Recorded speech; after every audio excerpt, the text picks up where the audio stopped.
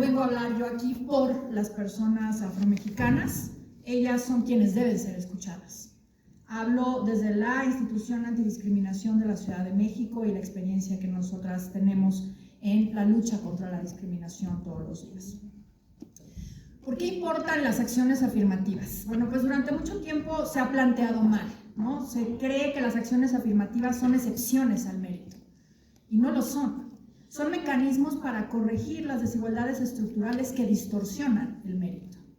Desde la perspectiva de la igualdad sustantiva, tenemos que entender que la igualdad no es una sola cosa, tiene varias dimensiones. Redistribuir el poder, reconocer identidades negadas, garantizar la participación real y transformar instituciones que excluyen. Las acciones afirmativas, eso es exactamente lo que hacen. Redistribuyen el poder político, reconocen las identidades, en el caso de esta mesa, racializadas, invisibilizadas, garantizan voz donde antes había silencio y obligan a los sistemas electorales, diseñados históricamente sin diversidad racial, sin diversidad de identidad de género, orientación sexual, de género, de discapacidad, de origen nacional, de movilidad humana, etc. Y los obligan a abrirse. Pero eso no son privilegios, son instrumentos de corrección democrática. Si somos una democracia, tenemos que hablar de igualdad de derechos. E igualdad de derechos exige reconocer los contextos de desigualdad, y reconocer los contextos de desigualdad exige establecer medidas positivas, no solamente abstenernos del trato diferenciado. Y aquí me parece importante decir algo con claridad.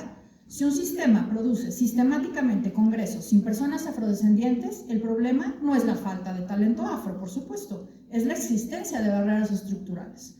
La opresión no solo es un acto, es una estructura que distribuye quién está dentro y quién está fuera. Y las acciones afirmativas justo lo que hacen es interrumpir esta estructura. La quiebran para que quienes han sido históricamente excluidos puedan entrar, puedan participar y puedan representar.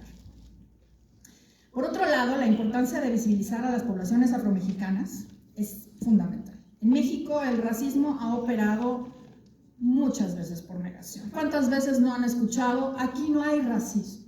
En México no hay racismo. No puede, hay clasismo, pero racismo no. No, sí hay, por supuesto que hay racismo.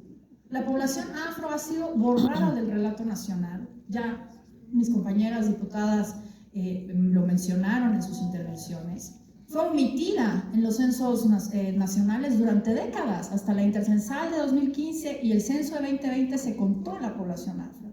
Fue diluida en la narrativa del mestizaje, la raza cósmica. La invisibilidad no es neutral. La invisibilidad es una forma de discriminación porque lo que no se nombra no se mide.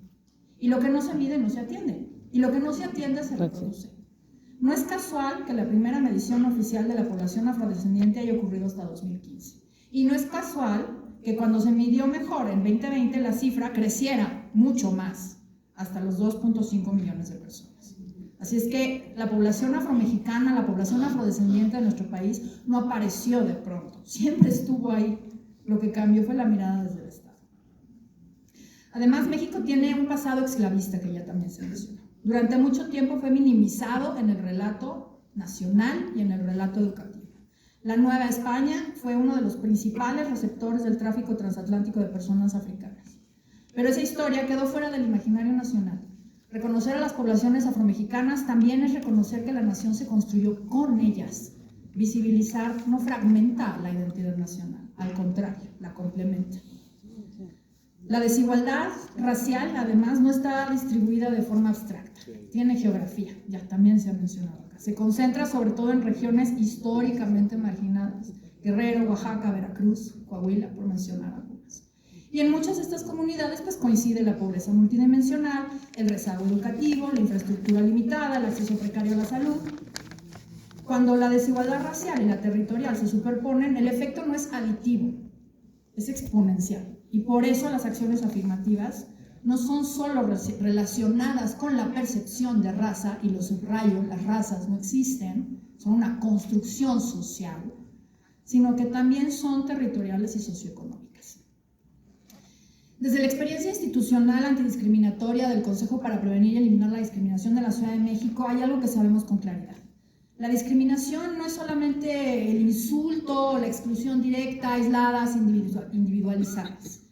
no es solamente la criminalización y el perfilamiento racial a las poblaciones afromexicanas afrodescendientes, es también la ausencia de representación. Cuando un grupo racializado no tiene representación política, sus contextos no se visibilizan, sus problemas no se legislan y no se traducen en política pública y dependen de intermediarios, sus derechos no se priorizan porque no están en la agenda y sus realidades no se comprenden. Por eso las acciones afirmativas no son concesiones simbólicas, son mecanismos para garantizar presencia donde históricamente hubo ausencia. Las acciones afirmativas amplían el espacio deliberativo colectivo. No es identidad por identidad, es capacidad real de incidencia. Entonces, la pregunta no es si las acciones afirmativas alteran la competencia electoral. La pregunta es si el Estado puede permanecer neutral frente a las desigualdades raciales estructurales. Porque la neutralidad en contextos desiguales reproduce la desigualdad. Las acciones afirmativas para la población afromexicana no dividen la democracia, la profundizan, no rompen el principio de igualdad, al contrario, lo hacen posible, no sustituyen el mérito, remueven los obstáculos que impiden que el mérito llegue. Y si la democracia no corrige desigualdades estructurales, lo que hace es administrarlas.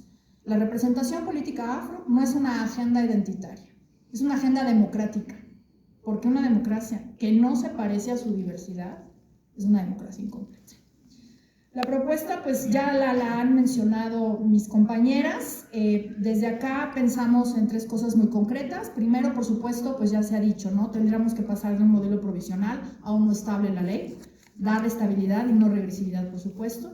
Que no se dependa de quién integra el Consejo General, de si hay o no hay impugnaciones, sino que tengan un piso mínimo legal que no pueda reducirse sin justificación reforzada.